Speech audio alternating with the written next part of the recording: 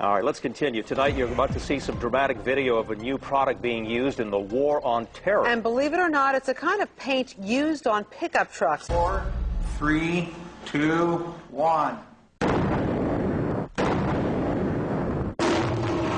You're looking at some frightening video given to Fox 5 by a company called Line-X. They're simulating what can happen to someone, in this case a dummy, if a bomb like a truck bomb went off near their office. The interesting part is this dummy obviously has some problems. This dummy, placed in an identical office next door, this one seems to make it through the blast just fine. What's the difference? Prior to the explosion, the wall that survives was sprayed with a substance called PaxCon.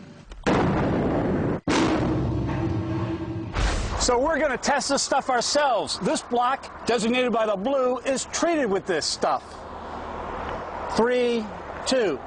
But before we show you what happens, let's tell you what we learned about the company.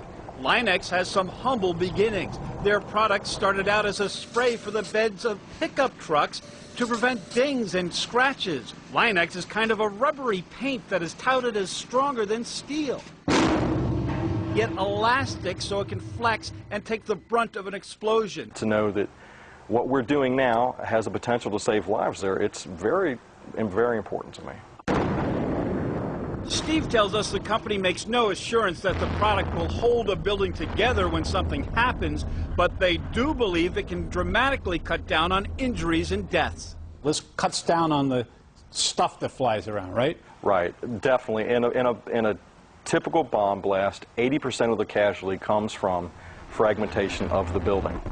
And the whole idea, the whole concept behind the PaxCon product is to mitigate that fragmentation by containing it and increasing the exit time for the occupants of the building. In order to test the stuff ourselves, we bought some cement blocks in the city, took them on a 564-mile round trip to this Line-X building in Lexington Park, Maryland, near Virginia, and had them sprayed with a special anti-terror spray. For us, there's a blue dye in it. It can be any color or clear, but the blue will make it easier to tell which one is which for our test.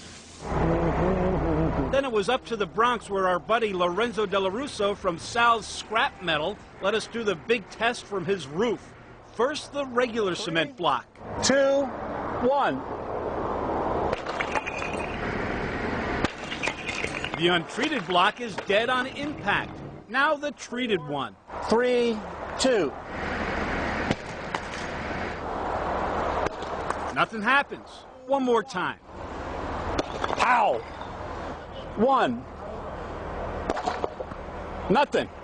So it looks like this stuff works. The problem is it's a little expensive, anywhere between $25 and $50 a square foot. For example, to paint this rectangular area here right outside of Fox 5, you're talking anywhere between $2,200 and $4,500. The good news is you don't have to paint the whole building, just spots that are vulnerable to a bomb attack. I'm John Dutzman, Fox 5 News.